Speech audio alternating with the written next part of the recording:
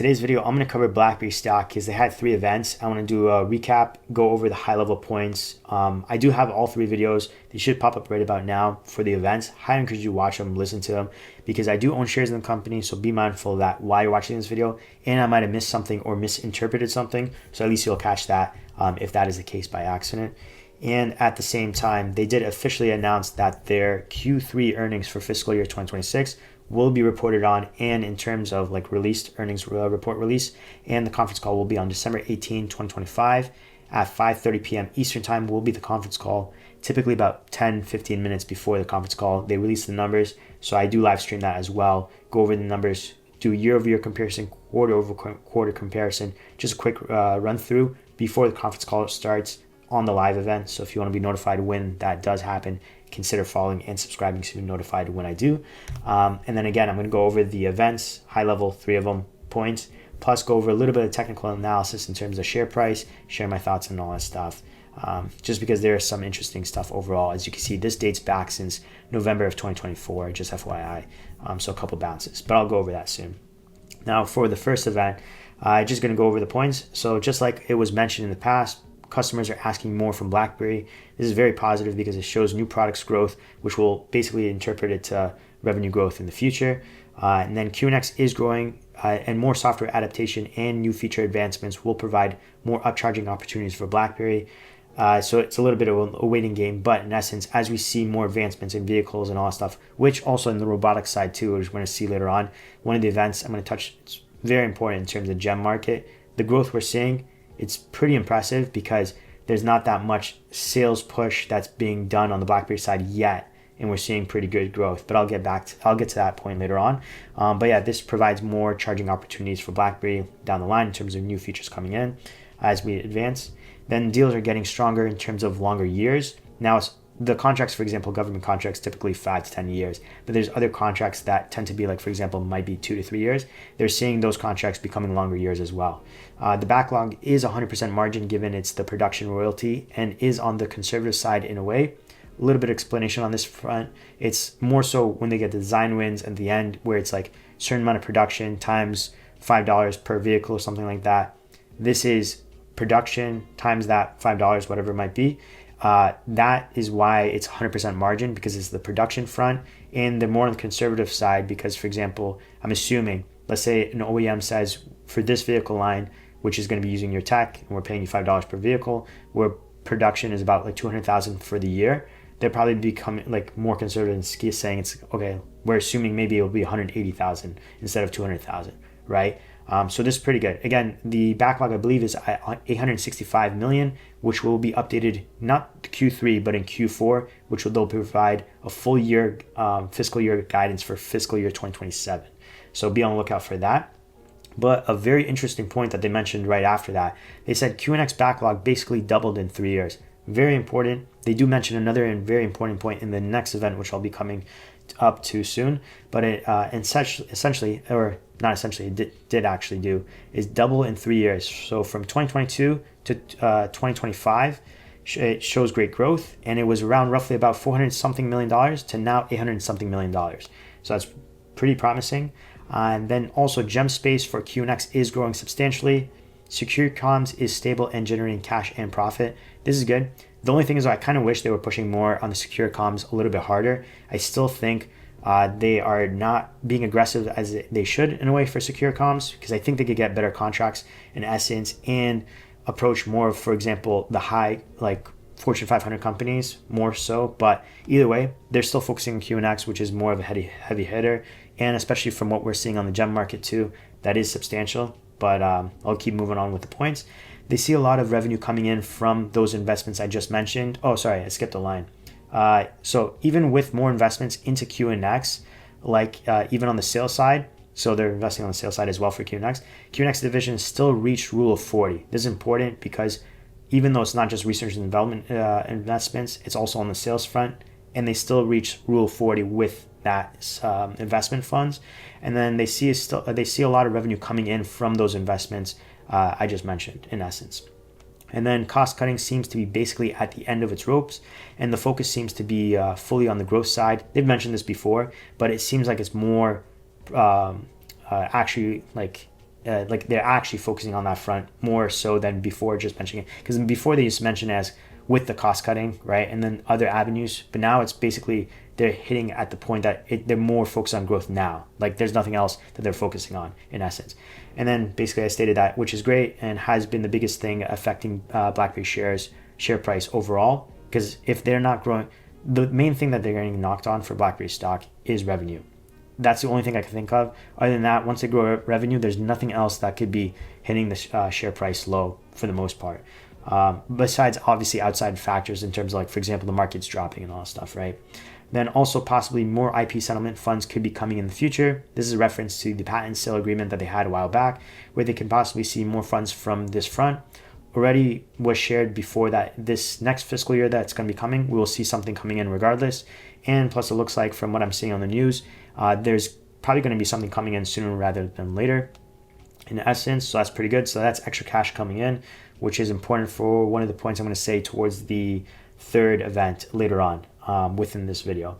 And then for the cash on hand and cash coming in, plan is for more research and development for QNX future products, possibly more share buybacks, and possibly some merger and acquisitions, and something if something presents itself to accelerate future growth. I think that's important because before we've seen merger and acquisitions that could help in terms of the tech side with BlackBerry, which is important as well. But now it looks like they're more cautious and looking for merger acquisitions that would accelerate the growth for sure, as opposed to potentially just like possible assistance, if that makes sense. At least that's what I picked up on. Again, I highly encourage you to watch those videos just in case you interpret it differently than I did or pick up on something else that I didn't pick up on, right? In my opinion, I'm thinking maybe with the share price being so low and almost $40 million, give or take, is coming in from the sale of Silence to Arctic Wolf in terms of the additional payment, right? We'll see more share buyback within those funds, soon, in my opinion. That's what I'm assuming. But again, I do own shares in the company, so bear that in mind while you're watching this video, right? Now for the second event, since the backlog is growing somewhere in the field of 20% year over year, it was roughly about, I believe TIMT mentioned it was 22 to 23%. We should expect BlackBerry revenue growth will reflect that at some point as well if it continues. This is a very good point because in essence, I think everything will converge where BlackBerry's revenue in general will be growing 22 to 23% as well in essence, and hopefully more, right? So that was, in my opinion, a really great point. But we'll see. But again, the backlog was growing year over year. We've seen, looks like it's in ballpark of 20%. Don't quote me on the 22 to 23%, but in essence in 20%, right? And then QNX is very profitable. They mentioned that. QNX is basically future-proof and is the most secure architecture in the world. This is more for showing why it would be smart for OEMs to use QNX. So the most advanced, most secure architecture in the world and most future-proof. Because they could use basically multi-cores and all that stuff, right? And then that's very beneficial for OEMs because they don't want to keep switching through architectures, right? So let's say they're using one architecture and then 5 years later they have to switch to another architecture. That costs a lot of money in terms of research and development. So if you could just basically future-proof it and use one architecture and then grow off of it and use it in the next 5 years for another platform, vehicle platform, you save quite a bit on research and development, right? And then you could get to production a lot faster too. The more vehicles advance, the more BlackBerry will make in terms of features. Already touched base on the other event. And then BlackBerry addresses 25% of the market. And in the next 5 years, S&P Global sees BlackBerry addressing 75% of the market. BlackBerry is becoming less and less dependent on vehicle yearly production. So Tim Foote, CFO of BlackBerry, has been mentioning this for maybe about the past 6 months, I believe. To me, this is a good sign because it could mean BlackBerry's revenue will start being stable and on an uptrend rather than all over the place due to the nature of the auto industry, up and down cycle everyone is aware about in essence. And the reason I'm mentioning this, I've noticed in the past events, conference calls and all stuff, he's been mentioning this quite a bit. So I'm assuming something's going to be, he's seeing something in terms of the design wins and the financial side and then what's coming up ahead in terms of the feature, the platforms, like architectures and all that stuff, QNX, et cetera, that this is going to be very prominent later on where he sees the revenue actually will be stable and going on uptrend versus the actual cycles. And it seems like to him this is important, which it should be important for everybody in terms of shareholders, but I don't think he'd be mentioning this that often if it wasn't going to be the case, if that makes sense, right? In addition, it sounded like there might be a partnership in the future, possibly being seeked out to create an ecosystem to address the market's need for one, in terms of the auto industry, right? In vehicles platforms, they already work with a lot of big techs like Google and Nvidia and all that stuff, right? But a partnership more on a new single product for the industry in terms of ecosystem on the auto side of things would be potentially interesting, and that's what it seemed like it was going to be. And I think that is a great idea, and they could actually be successful in that front, right? So they already got at the middleware software front, but if it could be in the actual ecosystem software like platform, it would be very beneficial, I think, and they could dominate the market with a partner, right? For Tesla, it was talked about, right? And it was mentioned to not discount them. From everything I gathered in the event, it's basically like everyone is using QNX in auto, but just need more to be integrated in terms of features, right? In the vehicles, so BlackBerry revenue could grow on that front. Unfortunately, a little bit of a waiting game, but in essence, that's what I picked up on.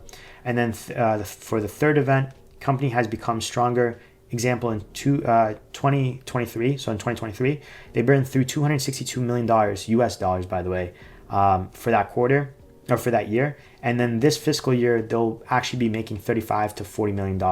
And this is not counting the almost $40 million coming in from Arctic Wolf from the sale of Silence that we're going to be seeing coming in soon. So that's pretty impressive in a matter of a few years, and shows that BlackBerry is generally growing and no longer like pretty much dying in essence, right? In terms of like burning through cash. Now they were dumping a lot in terms of research and development, so it wasn't just going to nothing, but the company has flipped around for sure. Then they mentioned that moving forward, they're looking for growth opportunities. Again, they mentioned this before in the past, but more so now, it looks like they're truly focused on it, as opposed to before, focused on multiple things at once while saying they're focused on growth as well, growth opportunities, right? And then in my opinion, the partnership with Vector, we've seen in the past, in my opinion, makes BlackBerry growth and dominance in the auto market inevitable in terms of middleware software. And then Vector is a really big player in the auto world. So if you know Vector, you know how big it is, and it's a pretty big deal in my opinion. QNX becoming, and then I should state this because I'm familiar with it in terms of Vector and the company and what they do. But in case you're not, it's in essence, it's like if you're partnered up with Vector in that front, you're pretty much going to dominate in the auto world, if that makes sense. They're already pretty prevalent in the auto world in terms of QNX, what they're doing as well. But with Vector, solidifies it pretty much for the most part. And it bakes them in terms of future design wins, if that makes sense too.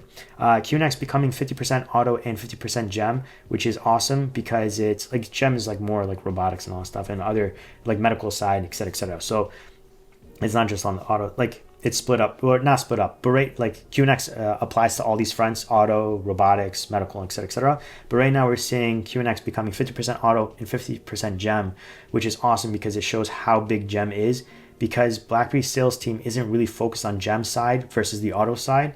And then for at least at the moment, and has grown at this level with less effort on the sales front. And the tech side is the same for both auto and gem. So if the sales investment gets increased, I would assume this would outgrow the auto space possibly. This is very important because in essence, if gem has already caught up to the auto side, where they're seeing the revenues being split right now, 50-50, 50% coming from auto, 50% coming from gem, and then where the sales team is not even focused on the gem side, that means the potential for growth is substantial, that once they start, hopefully the ROI, like return on investment, is substantial, that they invest a little bit in sales or quite a bit and they see a massive growth on that front, then we could see revenue climb substantially. Because keep in mind, for QNX, in terms of the auto side, I'm assuming most of that backlog is predominantly on the auto side because they talked about production. Then if that is the case, and we're seeing 22 to 23% year-over-year growth, then tackle on gem with 50% of that split of revenue we're seeing, not on the backlog, but with they focus on the sales and we see that grow even substantially, then we could see that kind of growth, 22 to 23%, maybe be even like somewhat greater in a way. But I could be hypothetically too optimistic because again, I do own shares in the company, so be mindful of that while you're watching this video. But just that's what I was thinking about, because it was like if they weren't investing as much on sales on the gem side, but they were investing on the auto side but not on the gem side, and they're seeing the growth pretty much match as auto, I'm assuming ROI would be massive if they were invested on the sales side as well on the gem side. So we'll see. Could be optimistic on that front, but I think that's something possible to think that is possible in essence, right? Now for QNX in the auto and gem space, there is almost no real competition out there. And they've mentioned this before too. There is competition in essence, but it's just not real competition, if that makes sense. Doesn't mean nobody will ever catch up, but in essence, they are ahead, which is great. And then that brought me to the conclusion as well for the previous point that I mentioned is if there's no real competition and if the sales investment does get in to the gem side, then I'm assuming we'll see massive growth and potentially more growth than we've seen currently with a backlog of 22 to 23%, give or take. Again, don't quote me on the 22 to 23%. It's within the 20% in essence. So that's great. And we should be seeing a convergence to the actual revenue growth of BlackBerry getting into that range of 20% year-over-year growth overall for revenue, BlackBerry's revenue, right? Now, in terms of share price, currently we're sitting at $4.41. Today's December 8th, 2025. And I wanted to show this because this is quite important. I did comment it on one of my videos. I was hoping I could make a video sooner about this, just because when we're roughly right about here, I wanted to mention that we are on a support level that we could bounce off of. So my thought process, first, I'll tell you what my thought process was. So we were roughly about the low $4 and $3.90 range.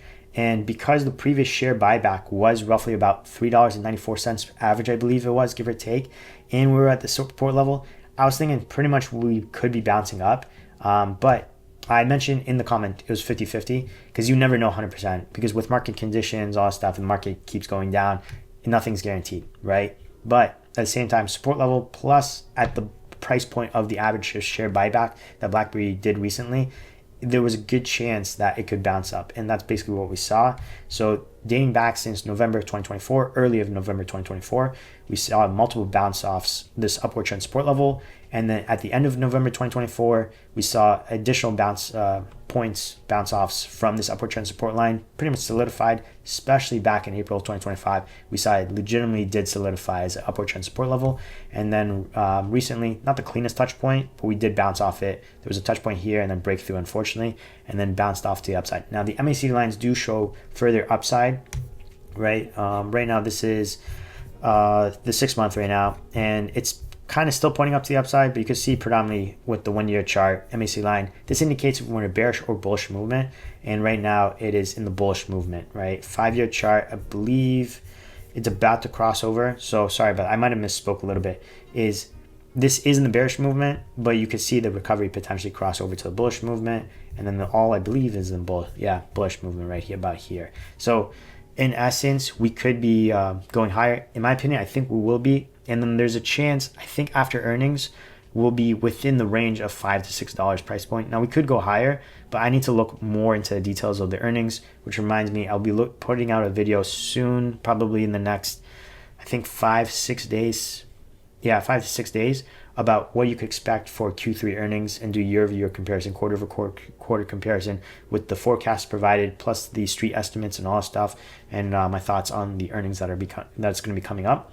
And if everything's good, they should be around the ballpark of $5 to $6. They could be higher, but I think what more so is more on the next earnings for Q4. It just depends. The good thing is, though, from what I remember for the earnings coming up, they are relatively low in terms of numbers. So there's a chance they could pass further, but I just have to look at the earnings just to make sure. I don't want to say anything and then jump the gun, basically, and say something that is not incorrect. So I want to go over the numbers first before stating anything. But in essence, I think there's a good chance we'll be between $5 to $6 after earnings. I don't think anything's going to be pretty bad, especially with, I think, the sale of Cylance article, $40 million and all that stuff. Plus, there's more IP sale and IP news. I think it's going to be coming in. So with that, $5 to $6, I think is very reasonable to be after earnings. Especially with the numbers I think were provided pretty low. I think they'll beat those numbers for sure. But again, that's just my opinion. I do own shares in the company, so be mindful of that while you're watching this video. And then I want to go over the numbers first before I say anything else after that as well. Hopefully you guys enjoyed the video. Hopefully you guys liked it. If you have any questions, let me know. Comment them down below. I'll try to answer them as soon as possible. Tomorrow's going to be jam-packed for me, though, unfortunately, for work, so it might be a next couple of days. And then that's basically it. Thanks again for watching. Take care. God bless, and peace.